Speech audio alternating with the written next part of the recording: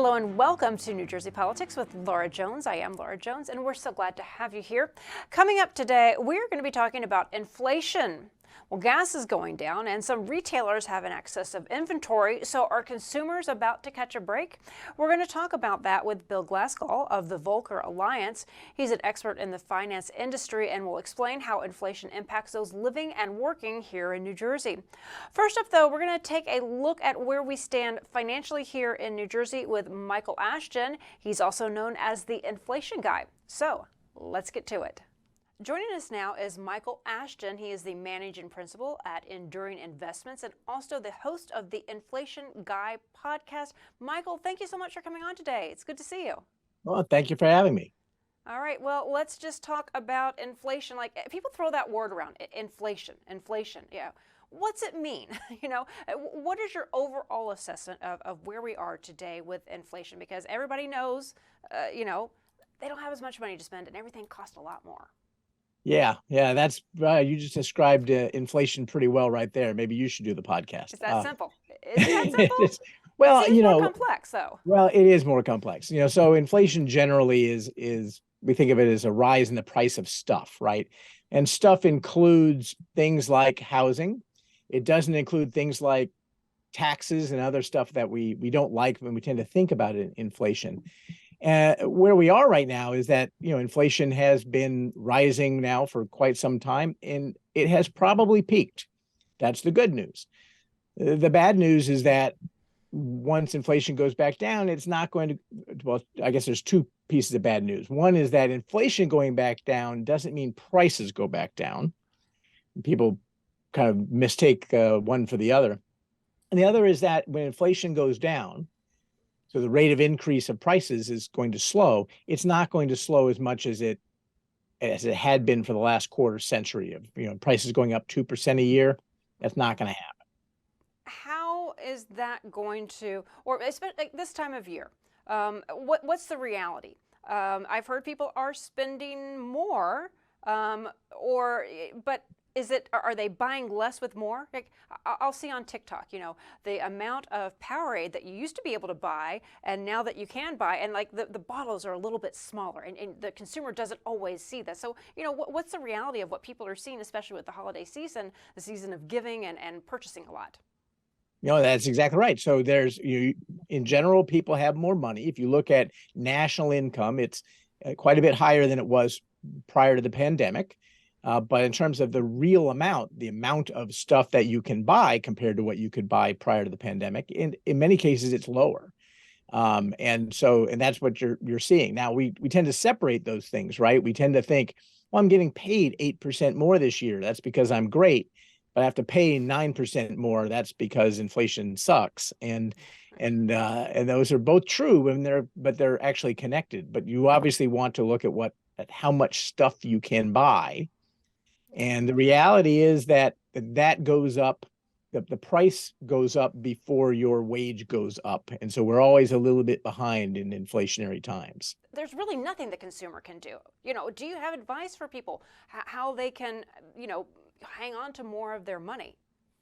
Yeah, well, look, I mean, it is unfortunate that we spent, well, no, it is fortunate that we spent a quarter century with inflation super low. But the problem is that more than half of the people living in the United States today have never seen inflation anywhere close to where it is today. And they don't know what you're supposed to do in times like this. And the answer is that because you're always a little bit behind the price increases, it means you have to be more frugal. You have to scrimp and save, which is a miserable way to live, but that's what inflation is. So inflation it really is a tax.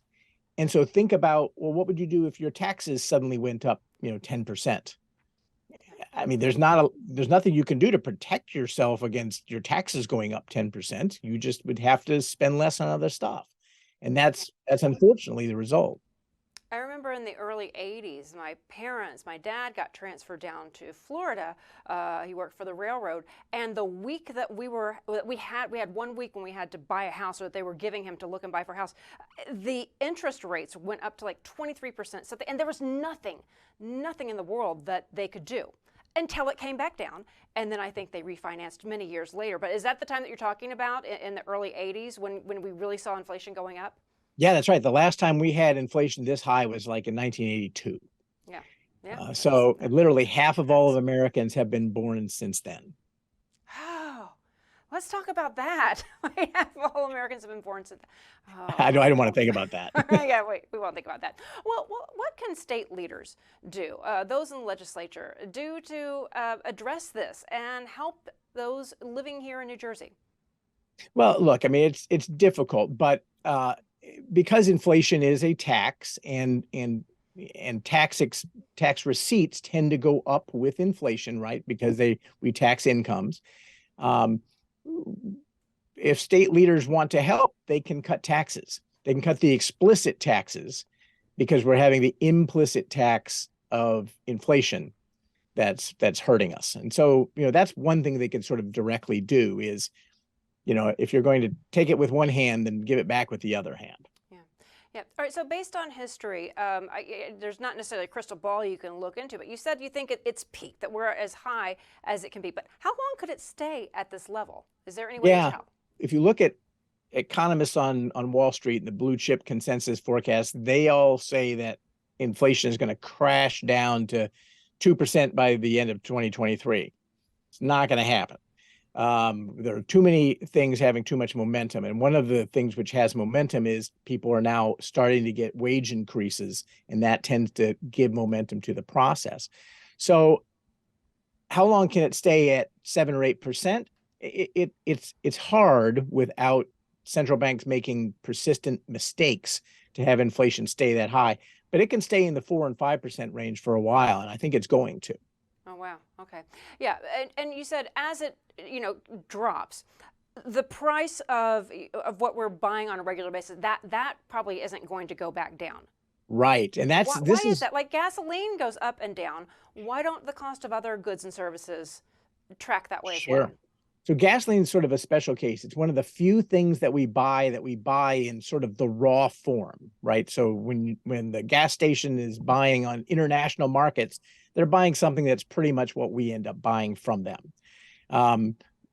But almost everything else, even food, the food you buy in the store, you're paying for packaging and transportation and lots of other things like that. And so, so gasoline is a commodity, and commodities go up and down. And the commodity part of a lot of these things goes up and down. A lot of goods prices will come down some, like used car prices are in fact falling a little bit, but service prices almost never go down. And so that's effectively what we're talking about. When you've had a lot of inflation, you've changed the overall price level. I see. And so even if the price level starts going up more slowly, that means inflation goes down, the level of prices in aggregate doesn't go down. It's very different than when it was in the 80s as well, how people made money and how they were able to measure that and how they were able to save. And it's got to be difficult, especially for young people, learning how to be a smart consumer, learning how to manage their money, because people don't stay with the same companies that they started out with for a lifetime. You switch jobs around, so many variables to take into consideration. And most people aren't finance people or inflation guys like you. Well, that's right. And when our parents and grandparents were working and they'd work for Westinghouse for 40 years, they'd get a pension at the end because Westinghouse had been investing a little bit for them all those years and then would pay out a nice little pension. There are very few defined benefit pensions anymore. And so we're not only responsible for doing the saving, we're responsible for doing the investing leading up to retirement. And the way that people have been investing for the last 25 years of low inflation is not the same way they need to invest in the next 25 years with higher inflation. And we're just not prepared for that. As individuals, you can't be a great investor and a great pipe fitter or a great, news host or anything like that. You tend to be good at one or two things. Right, right. Yeah. So, what advice would you have to individuals who are trying to prioritize? What do you need to prioritize everybody's going to be a little bit different, but, certain things that, absolutely scale back on this, and other things, no, you're not going to want to scale back. There's nothing that you can do about certain expenditures, to give people a little bit more, a sense of a little bit more control, a little bit more power. Yeah, I think it's that goes into more psychology than investing, and it's difficult, right? So obviously you should go with Maslow's hierarchy of needs and take care of your food, clothing, shelter, things like that. But after that, for some people, Netflix is indispensable. They have to have Netflix, and I would hesitate to tell them to cancel that instead of canceling, their weekly night out. So I think that really is sort of an individual choice. What I will say is that, again, thinking about this as a tax and thinking about, your long run well-being, try hard not to take it out of the amount that you're setting aside for savings. If you have to spend a little bit less now or a lot less in retirement. So, don't try hard not to cut the amount that you're setting aside. Can you say that again? Because I think that's where people, retirement seems so far off. And some people, 65, they're not retiring. People are working. So that I feel like for a lot of people, that's not even a consideration. They want to just get through this pay period, this year. Sure. So, the point, especially for younger people, is if you save a little bit less now, it means you have a lot less in retirement. And so you really don't want to cut back on that part of things. For people who are in or near retirement, the good news is that Social Security is inflation linked. And so if you are currently on Social Security, next year you're going to get an 8.7% raise. Thanks to the fact that Social Security is indexed to inflation. So that's actually really good news for anybody who's in retirement. Whatever you have saved might not be keeping up given how asset markets are doing, but that the amount you're getting from the government is inflation linked and will keep going up at least as long as they keep paying it. It's the holiday season, the temptations are all around. And some people, might think, well, you know what, I'm already in debt anyway. I'm going to go ahead and splurge. Any advice on how to approach your spending season? Well, look, I will say this for Christmas and the holiday spending season, Christmas, Hanukkah, whatever. I think that, and maybe this is the old fuddy-duddy in me, but I do think that you can give experiences. You can give, I love getting a nice, card from my kids as much as I like giving a gift. And so, if you're having trouble with your budget because you can't buy all the neat things you want to buy, think about buying experiences for the people you love and spending more time with them and, taking them to a movie or something like that. Memories like that, they go up with inflation too. They'll never get old. They'll never get smaller. Oh, that's a great way to end it. Your memories, they increase more than inflation does. I like that. Very nice. And then you don't have to go through and when you're downsizing to clear out all the clutter and all the stuff that you've accumulated, which it is just a lot of you also don't pay taxes on memories. There we go. Love it. I love it. Michael Ashton, thank you so much for coming on. It's so good to see you. Thanks for having me. Appreciate it.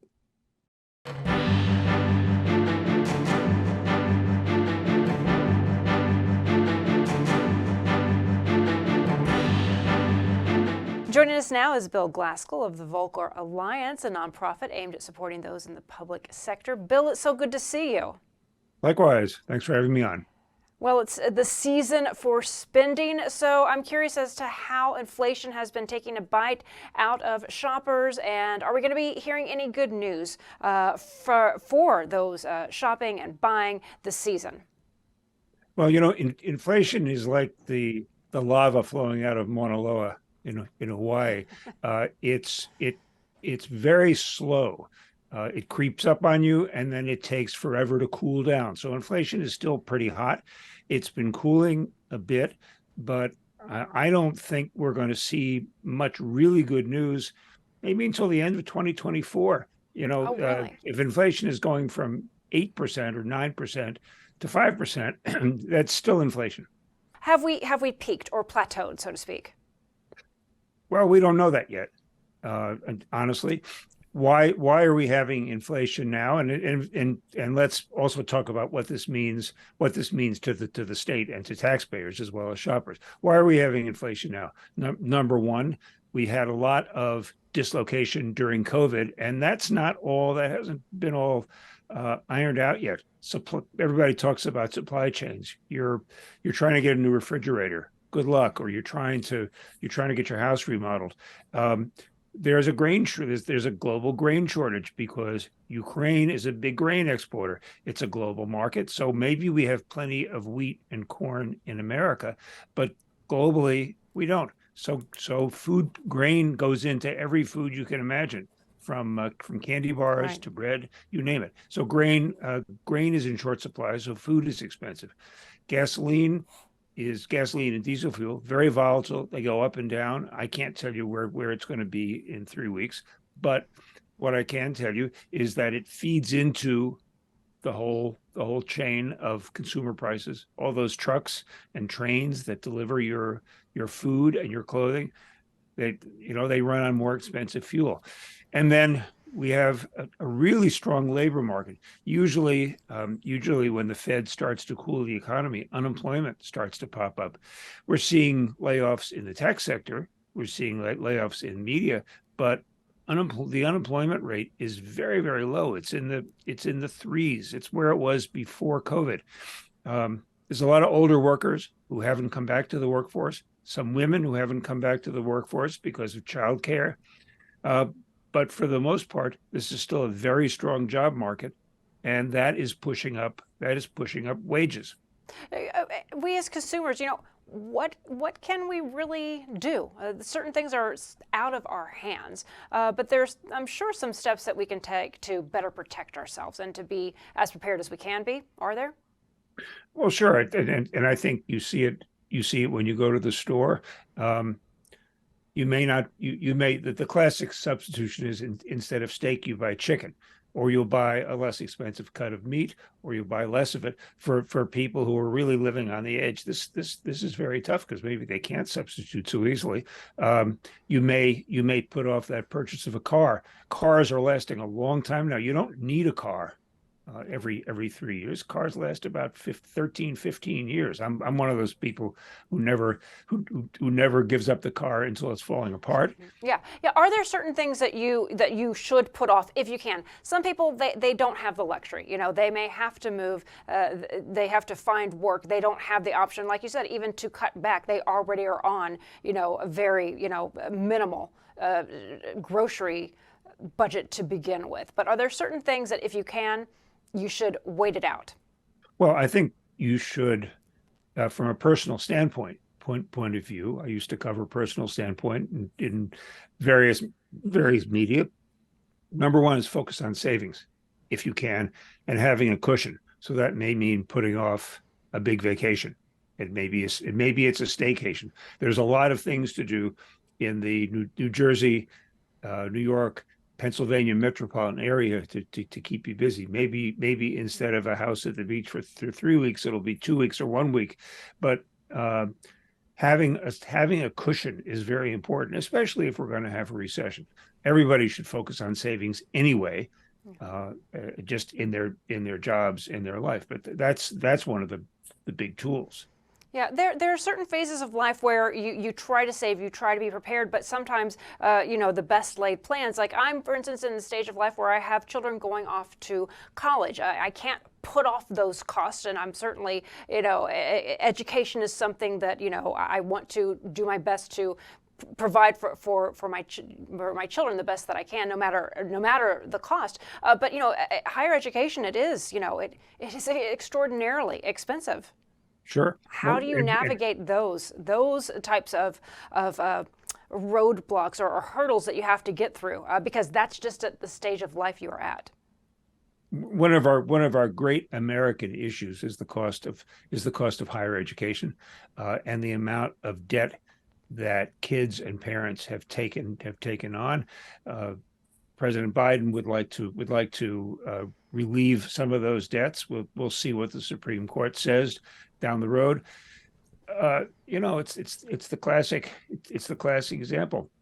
Instead of a private college, you go to a state college, which is not cheap necessarily. Can you play colleges none of off? them are cheap. Yeah, none of them are Right. cheap. Can you play college A off against college B for the best offer? Very few people pay list price, the rack rate for a college education. How much of a loan can you really afford, and how much aid can you get? There's some state universities with enormous endowments. University of Texas comes to mind. So do you look for out-of-state tuition at another state college?